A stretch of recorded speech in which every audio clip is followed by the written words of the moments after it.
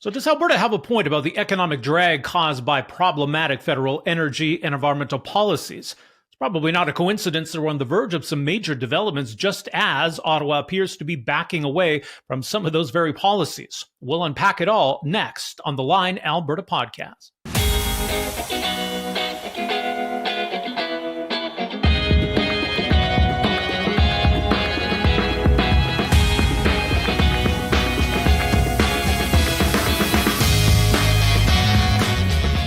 All right, well, welcome to the Line Alberta Podcast. My name is Rob Breakenridge. So great to have you with us. Our guest this week is also in Calgary. Heather Exner-Pirot is a Senior Fellow, Director of Natural Resources and the Environment at the Macdonald-Laurier Institute. Heather, so great to have you with us. Yeah, great to be here. Thanks. Well, it's been an interesting week for sure. A lot to get into, I think, here. Let's start with the major projects announcement from the Carney government in terms of what was announced as these identified projects and just kind of the signals about where things are going. What were your takeaways, first of all? Well, I was surprised by the list in that these are fairly uncontroversial projects, all very far advanced, a lot of them in construction, and all of them approved. So these are not projects fast-tracked for approval. And so you wonder, how do they get on the list then? There's still a lot of federal permits that you have to do, often to do with fish or birds, that kind of thing, when you build mines or ports. So it should make the permitting process go smoother and get them over the finish line. But they weren't the big kind of signature nation building projects that I think we are expecting or that have been talked about for the last few months. On the one hand, I was glad to see that. I was quite concerned there were going to be some boondoggles, some billion-dollar outlays for projects without much of a return. But on the other hand, it was a little bit underwhelming. You know, the Canadian economy is in dire straits. We have 7.1% unemployment. We lost 1.6% GDP in the last quarter. We've never had higher outflows of foreign investment.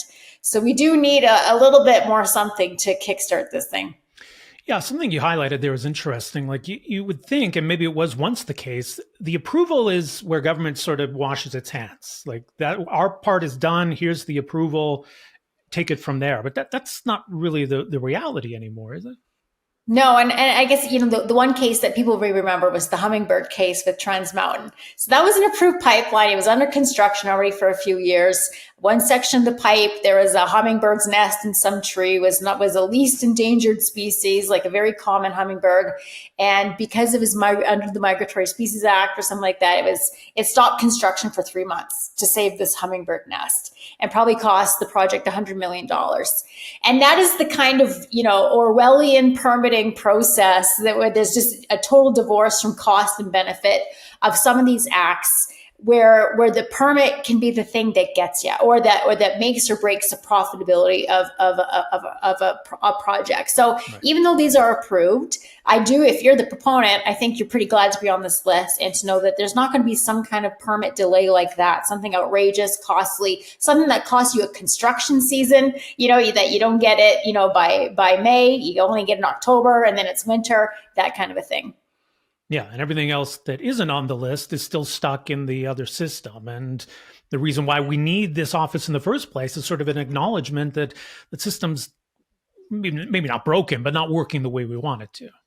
Well, I mean, there's a good case to say it's broken. I'll say the Impact Assessment Act itself, C-69, people know it as, it was implemented in 2019, and it has approved one project in those 6 years. And if that's not a sign of a broken regulatory framework, I don't know what is. And so that's the interesting thing is again, the government has shown its hand that it knows what are the problems, because it listed the problems in C5, its Building Canada Back legislation, said these are the ones that we will bypass if we need to.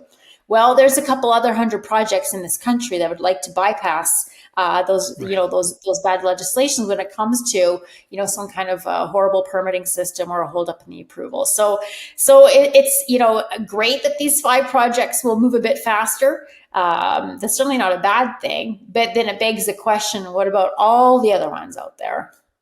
Yeah. Well, the Prime Minister teased another round coming in the next couple of months, and it was interesting, and he sort of pieced together what Mark Carney was saying, also what Danielle Smith was saying, what they clearly were discussing at their meeting on the Wednesday before the announcement. there seems to be something in place here with a connection between the Pathways carbon capture project, linked to potentially a new pipeline, presumably to the West Coast. What did you read into that, first of all? Yeah. So funny thing is, we were all been waiting for this major projects announcement, and at the end of the day, it's a bit of a nothing burger. But it was far from the most interesting thing that happened this week on major projects, which was, Carney. So the news initially came out: oil pipeline is not on the list. That was leaked to the CBC, I think. And so your initial reaction as Albertan is like, oh, not again. Like, we've been rug pulled again. Carney said in July it was highly, highly likely, those were his words, that there would be an oil pipeline on the list. We find out there's not going to be an oil pipeline on the list. But at the same time, Danielle Smith was signaling in every way she could that things were good, that things were constructive, that things were happening. And I think trying to signal to, Albertans like myself, to UCP, to her constituency, just hold on a second. This isn't the end all. This isn't the end of it. And I think we found out yesterday why they're all chummy, why they're best buds, why they're all smiles, is because it was leaked that the emissions cap is very likely to be on the chopping block in November. There's only two things that would make Danielle Smith happy from the feds. One is getting rid of the emissions cap, and one is building an oil pipeline to the Northwest Coast. We know that at least one of those, gave her some smiles this week. Yeah. And we'll get into the emissions cap, because you also published the study looking at the impact of the emissions cap, but specifically on the pipeline and I guess the Pathways thing. I mean, certainly Pathways, I think there's a role for government to play in making that a reality. And then the connection then is sort of the trade-off, I guess, the deal to making a pipeline happen. There's the question, of course, of who's proposing this pipeline, who's going to build this pipeline. But also, do you think there is still, putting aside everything else and the political significance of a pipeline, still an economic case for a project like this? These are fantastic questions. So just to give people a bit more flavor of what this is. So Pathways Alliance is a consortium of the major oil sands producers, obviously the biggest producers and also the heaviest emitters. Yeah. And kind of the way to they're very competitive on the cost side, but not competitive on the carbon side. And so the solution for that was a major $16.5 billion carbon capture pipeline to capture their emissions. You capture them, pipe them through, stick them into pore space, dig them underground. But very expensive project. And while the Trudeau Liberals were supportive somewhat of this, you could never figure out who was going to pay for this thing. And the reason the proponents can't pay for all or even most of it is because their boards and their shareholders just would not allow them. It's pure cost. You don't get a premium on your barrels of oil for having this lower emitting barrel. So to get those companies to each buck up, couple billion dollars with no return to the shareholder, just comes out of your dividend. Yep. It's not going to fly. It's not going to pass. So you have to figure out, how much does everyone pay? How much do the feds pay? They paid for the EV plants and they paid for the hydrogen. They're like, why wouldn't they pay for this? How much should Alberta pay? Alberta's the one that gets the royalties out of this. Alberta's probably the best position to pay for some. How much do the companies pay? So we've been talking last few months about a grand bargain that in return for Carney supporting an oil pipeline to the West Coast, the companies in Alberta would support this carbon capture pipeline. We'll reduce emissions, but we'll produce more oil. With oil at the price it's at now, I think it's at $63 today, but it's been in the low 60s for the last couple of months. OPEC is flooding the market, obviously. The ability of those companies and of Alberta now looking at a huge deficit to fund that pipeline, and of Canada with tariffs, who is going to pay for that? And is the trade-off worth it? So, but Carney indicated this week, I think he said it was be specific. It is a condition of an oil pipeline that we would have that big Pathways Alliance major project. There are other ways to reduce emissions, more incremental, smaller, that might be more palatable to shareholders. But Carney seems to be indicating he's all in on this one big kind of landmark project.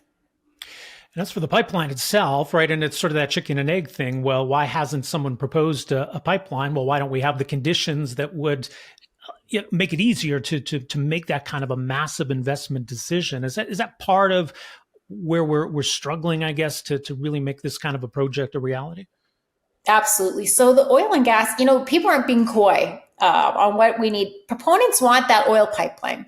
And we may not need it today. There's a bit more capacity in Trans Mountain. Enbridge can expand its mainline, probably will in the next year. Yeah. But we know in 4 or 5 years, we'll need another pipeline. And we know it takes more than 4 or 5 years in this country to build a pipeline. So we need to get moving. And the case for Canadian oil is very good, the economic case. So we want this other pipeline. And I won't be gaslit on this. There's a long history in this country, the last 10 years, of stopping Northern Gateway. It brought about the largest environmental opposition campaign in Canadian history. Enbridge burnt hundreds of millions of dollars on this project. Trudeau came in campaigning, promising that he would not approve Northern Gateway into the 2015 election. He won. He rejected the approval of the Northern Gateway program. They put in an oil tanker ban so that no one else could propose any project to get oil off that coast. And they initiated the No More Pipelines Bill Impact Assessment Act to make it hard for anyone else to propose such a pipeline again. They've put in pieces to make Northern Gateway unviable today. And those pieces are still in place. Mm-hmm. And so to say, well, no private proponent has come forward. Well, you deliberately, specifically created a situation to make it unviable. Now, are pipeline proponents interested in it? Yes, they are interested in it. Are producers interested? Yes, absolutely, they're interested in. But we need to get rid of the emissions cap. Looks like that domino may tumble. We need to reform the Impact Assessment Act. We need to get rid of the tanker ban, obviously, before someone is going to go to their shareholders and ask for $20 or $25 billion to build this pipeline through Canada. Their shareholders better know that there's a light at the end of the tunnel. That's the thing. If the Major Projects Office allows us to bypass some of those obstacles, then that needs to be known up front, if that's going to be the case, exactly. Which again is inhibiting someone from maybe bringing this forward at this point. Yeah. Well, absolutely. And so this will be a matter of positioning. Alberta seems willing to do some of the early, legwork, do some of the heavy lifting, and get it to a place, hopefully, that a private proponent would take it over. But we saw with Trans Mountain, sometimes in the worst case scenario, we just need a Crown Corp to get these things rolling. I did want to touch on LNG because that was one of the 5 projects that was announced, the expansion, I guess, phase 2 of LNG Canada, which has been a real landmark, I think, for Canada to finally get that over the finish line. There's a lot of natural gas in Western Canada. There's a coast nearby. Now, I guess there's the question of, well, what about on the other side of the country? But just first of all, it does seem easier, I guess, to get these kinds of projects moving forward here. I mean, LNG Canada Phase 2 is the lowest hanging fruit for Canada, to put on this list or to be politically supportive of. There's already an LNG Canada Phase 1. It's fed by Coastal GasLink, which will feed Phase 2. You don't need another pipeline. Coastal GasLink was built to supply Phase 2. And so that's always been the plan. Now, it does look very positive. It is approved. What we're waiting for is the final investment decision. And we just started producing in July out of Phase 1. And so now you need, that same consortium, Shell, Japan, Malaysia, Korea, China, to say, yes, we want to buy more LNG from this, which they've already invested in. And all signs are pointing to it will get there. It's a matter of when, not if. But obviously, this paves the way, I think, to attract that FID sooner and to get the project producing sooner. So in that respect, it's good. But Siliciums is probably going to get approved very soon again. Once it gets approved, it will be able to get to an FID. A lot of its investors are waiting for an approval before they'll commit to buying contracts, obviously. So you need the approval before you get the FID. And these are easy wins for Canada. And it's, in particular for BC and Alberta, it means royalties. If the price, natural gas is in the tank right now, very low price. When that price goes up, that means that we're finally getting, to siphon some royalties off of those molecules. Yeah, it all fits, right? I mean, Alberta likes this, BC likes this, Ottawa likes this. You have First Nations involvement. Yes. You've got demand in Asia. Like, it all fits. So what are we to make now of the conversation about possibly supplying Europe, possibly looking at, Hudson Bay, the port of Churchill, as a way to try to get LNG somewhere other than Asia, I guess, in terms of exports? Does this make sense to you, or where's it going on that front? I mean, so obviously there was famous, when Schultz came over here in 2022, in the wake of the Russian-Ukraine crisis, right, desperate to get off of Russian natural gas. By the way, building in their own respect in 10 months, their LNG import facilities, came to Canada in the middle of that. The Chancellor and the Vice Chancellor came to Canada. This has never happened before, hasn't happened since. Schultz hasn't, or the new Chancellor hasn't been to Canada yet. But that moment they needed Canada, they came here and were told there was no business case and we'd send green hydrogen instead. And for me, it's an embarrassing event in Canadian history. And in fact, and people don't know, there were several East Coast LNG projects proposed. One was rejected. It got to the stage where the proponents submitted all the things. Saguenay LNG was rejected by Quebec, was rejected by Guilbeault, literally in February 2022. Literally as Russia was putting materials on the border with Ukraine. So now you ask yourself, okay, now the political environment has changed. Hodgson has clearly indicated in a speech in Berlin that we would willing to do so if someone from Europe wanted to buy it. And now we're seeing some new projects come out of the woodwork. There's one in Newfoundland. New Brunswick is pushing their own project. Churchill's pushing a project. So let the market work. Let them know that they would get approved. And see if there is a business case and let someone decide that. I'm not very bullish on Churchill, only because it's a seasonal port. There's no pipeline. It'd be difficult to build a pipeline. It'd be the most expensive LNG. It'd be very uncompetitive.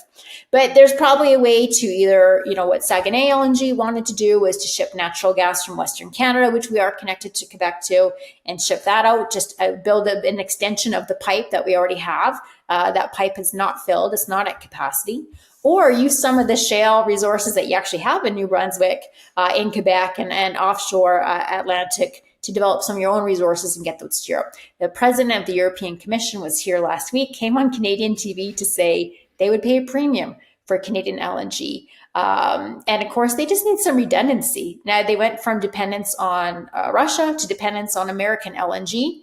And that isn't a much more, it's more secure, obviously, but it's not a perfect situation. They would like a diversity of sources, and having a little bit of Canadian LNG sprinkled in there would be a real benefit. Yeah, I know Qatar is also a major source of LNG for Europe. And I guess that's the thing. When push comes to shove, and even if we're prepared to build these projects, when Germany or other European countries, when they got to put pen to paper, sign those contracts, does it make economic sense to look to Canada as opposed to Qatar, the United States, or another supplier? Well, they signed agreements with Qatar and LNG United States and UAE. And what they're saying, they're saying the words, you don't have to speculate. They want a diversity of suppliers, and they would like some very stable suppliers, very reliable suppliers like Canada. Yes, could they just go to Qatar and UAE and get some more? Yes, they could. What happened in Qatar this week? Israel attacked Qatar because they're harboring Hamas. And they said the words, we have other less reliable producers that we're having to rely on right now. And so again, are we going to displace? Are we going to, we're going to get rid of all Russian, all American, all Qatari natural gas? No. But would they like to have a little fewer more options? Yes, they would. And Canada can provide that one more option. I mean, there's more than a willingness in Alberta to develop these resources. I don't know that it would necessarily be natural gas from Alberta going all the way to the East Coast. And is there a reluctance to develop those resources in other parts of the country? It's one thing to build, an export terminal, but actually producing the natural gas, is that part of the problem here? Well, it is part of the problem. And there's been a lot of, of those Atlantic provinces putting up barriers to fracking. And for whatever reason, 10, 15 years ago, fracking got a bad reputation. People thought gas was going to the water supplies, whatever. We've been doing it really well for the last 10 years. And what fracking did, fracking and horizontal drilling, was open up a whole new subset of available molecules underground that could be economic. And they happen to have some of those. So the Premier of Nova Scotia has been saying, we got to take the no out of Nova Scotia. Maybe that means allowing fracking. Quebec has great resources. It's got the tip of the Utica Shale Basin, I think, obviously unwilling to develop their own resource. And so the default is, well, we could ship some more Western gas. We do have pipeline capacity that is underutilized. You don't have to build a whole pipeline. You have to build a couple hundred kilometers at the end of it. And maybe that is the lowest hanging fruit. But again, it shouldn't anyone be dictating how we do it. Let's make it clear that you could do it, that we have a welcoming framework that we would allow LNG, that there's no emissions cap, that we're not going to stop it because it doesn't reach our Paris Agreement commitments. But you could, if you put a good project, it could get allowed. So all of you, geniuses in oil and gas, figure out what the economics are and if you can compete. Yeah. Let's get back to one of those obstacles. You mentioned the emissions cap, which I guess sitting here as we record this, it sounds like maybe it's on its way out. I guess we don't know for sure yet, but I guess all signs pointing in that direction at this point. So the emissions cap, what does it do? It makes us cut emissions in the oil and gas sector only. It's a cap that only applies to the oil and gas sector. I think by 35% from 2022 levels by 2030, which is an impossible amount of time. We don't have the technology to limit that amount of emissions without shutting in production. And obviously, for Alberta, you're saying, if you make me shut in production, that's less royalties that I'm going to get. And if you tell the oil and gas sector, you have to shut in production, no one is going to invest in growing production because you've got no room left to grow. And that includes LNG. That's all. It is anything from oil and gas. You can't have a single more LNG terminal and fall under that emissions cap. It's unworkable. It's layered on top of TIER, Alberta's heavy industrial carbon tax, which is compliant with the federal industrial carbon. It's layered on all these other things. So again, we call it this pancaking, and they're inconsistent. The emissions cap is inconsistent with TIER. They can't work together. Just a dog's breakfast of a policy. And so, and we won't be an energy superpower, and frankly, we won't get out of this recession unless we get rid of it. It's the lowest hanging fruit, the easiest thing Canada could do to boost its economy, grease its wheels, so to say. And I did some research to look at the cost of it, and based just on the parliamentary budget officer's numbers that it would cost, we would save, I think it was 1.7 megatons, and save it would cost $20.5 billion.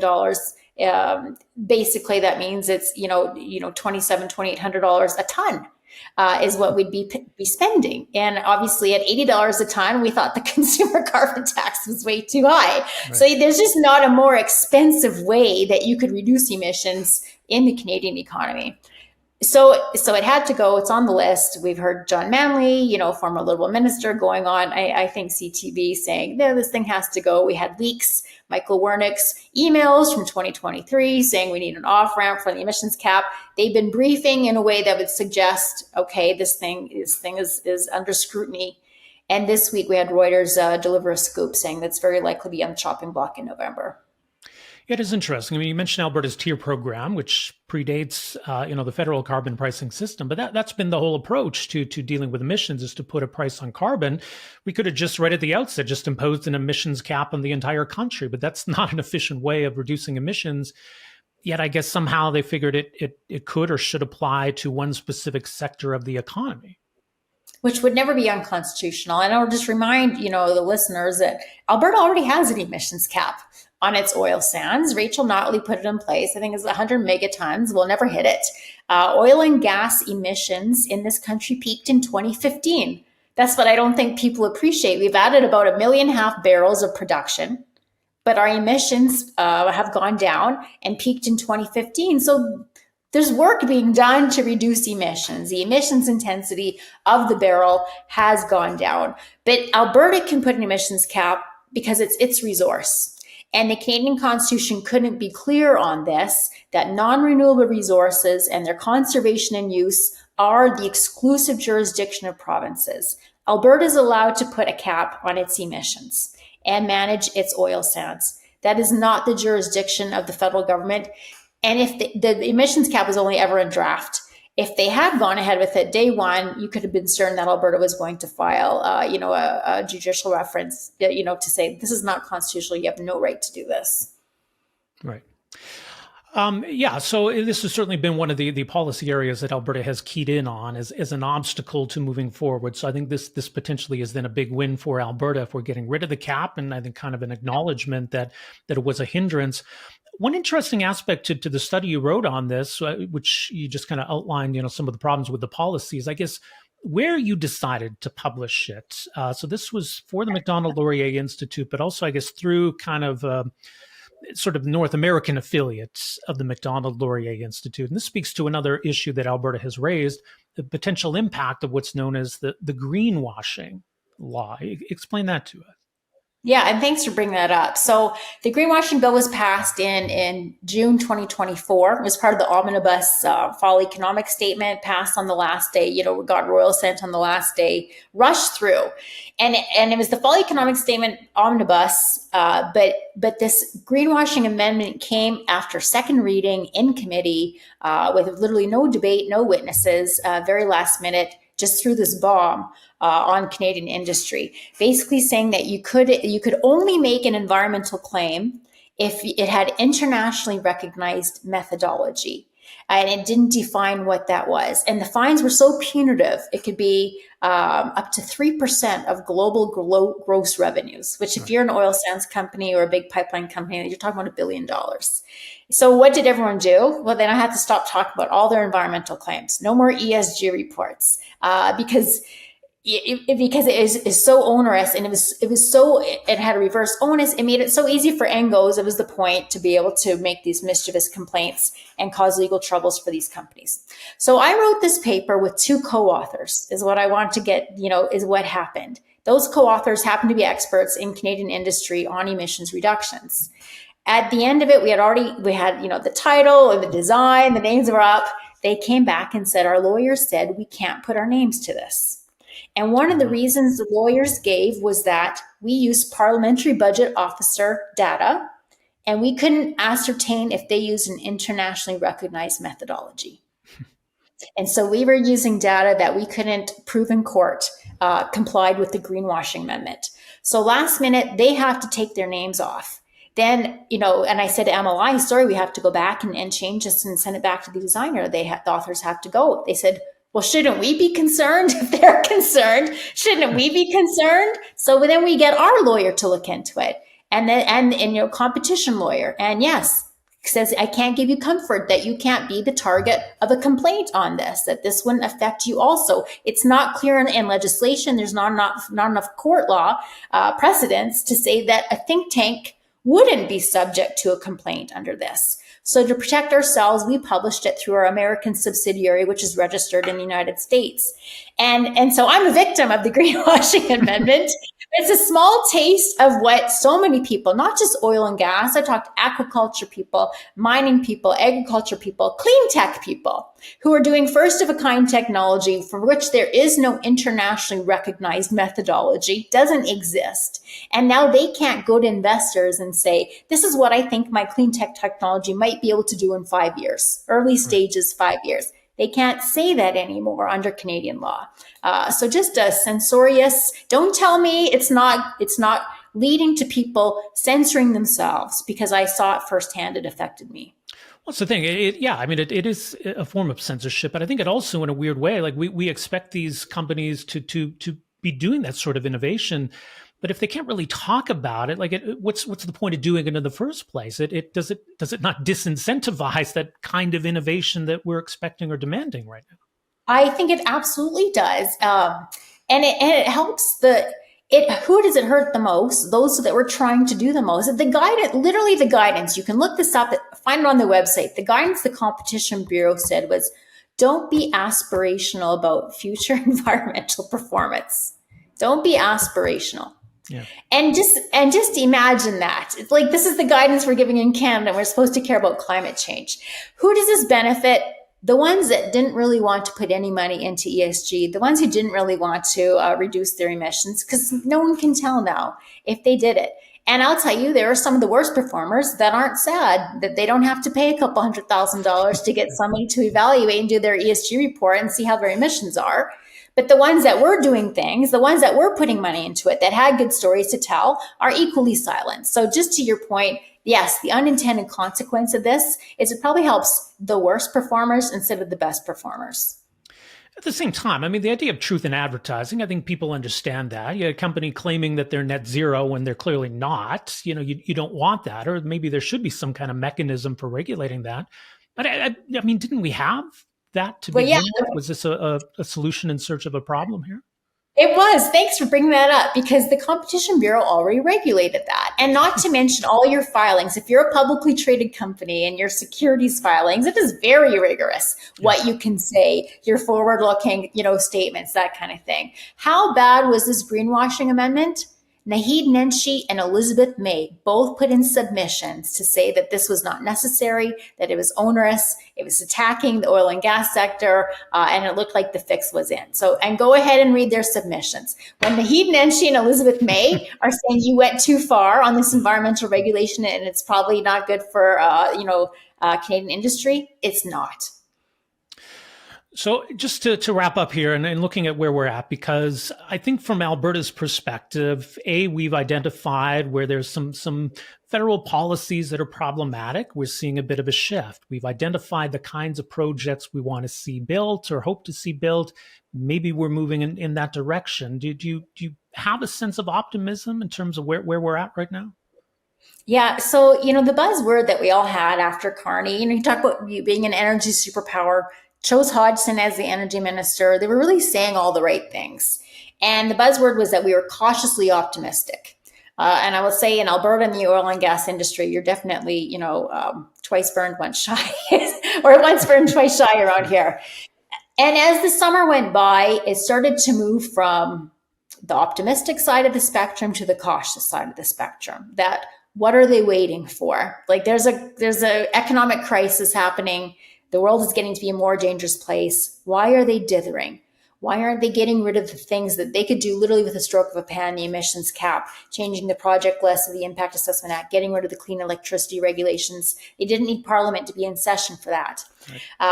And then the Berlin speech, Hodgson and Carney in Berlin, very, advocating for the first time in a long time, Canadian politicians advocating for Canadian energy. The announcement of the Major Projects Office in Calgary, the appointment of Don Farrell. I say we're maybe a little bit Danielle Smith, all smiles, this week. We come back a little bit more to the optimistic side, but at some point it won't be, we can't have any more government announcements on major projects. We need private sector announcements on major projects. And it is still, unicorns and flowery talk, and it's still not regulatory improvement on the ground.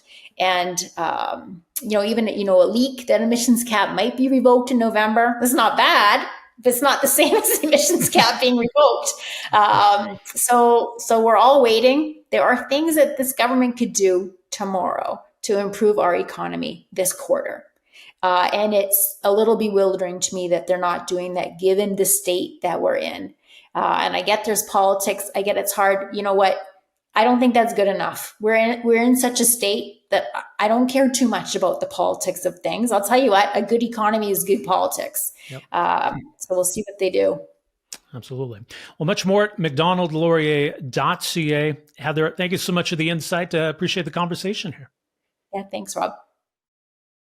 All right. Well, our thanks once again to Heather Exner-Pirot, Director of Natural Resources and Environment at the Macdonald-Laurier Institute, and some interesting insight on some of these energy policy debates. We're certainly at an interesting moment in terms of some changes in federal policy and potentially maybe opening up some major new projects. And we saw the 5 that made the list of major projects, which did include, of course, an expansion of LNG Canada. But just to see the hope, the optimism, the bullishness from Alberta's premier, not just about the announcements we saw, that first batch of projects, but also what might come next. And it seems like it was a pretty productive meeting between Danielle Smith and Mark Carney. And we see there the potential for linking the Pathways carbon capture project to perhaps an oil pipeline to the West Coast. But there's still a long way to go on that front. And of course, there will certainly be opposition to such a project if it is to move forward. But it does signal maybe a real change in the dynamic between Alberta and Ottawa, and some common ground, some common interest in working toward these major new projects and aligning federal policy to allow that to happen. For Mark Carney, how sustainable is this for him within the Liberal Party to keep distancing himself or even just straight up abandoning Trudeau-era policies, right? First, it was the consumer carbon tax. Looks like the electric vehicle mandate is toast. Now, potentially the oil and gas emissions cap, and who knows what else might come next. But I think Canadians right now, they want to see development. They want to see things that are going to give a jolt to the economy. There's a lot of public support right now for things like pipelines and LNG development. And there's a lot of public opposition to some of those Trudeau legacy policies. So for now, it might be smart politics for Mark Carney to seize on that and deal with some of the internal issues within the Liberal Party a little bit later down the road. So we'll see where this all goes. We will leave it there for this episode of the Line Alberta Podcast. Don't forget to read, like, subscribe. You can follow us at alberta.readtheline.ca. My name is Rob Breakenridge. Thanks so much for joining us this week on the Line Alberta Podcast. We'll be back with a new episode for you next Wednesday. We'll talk to you then. Take care.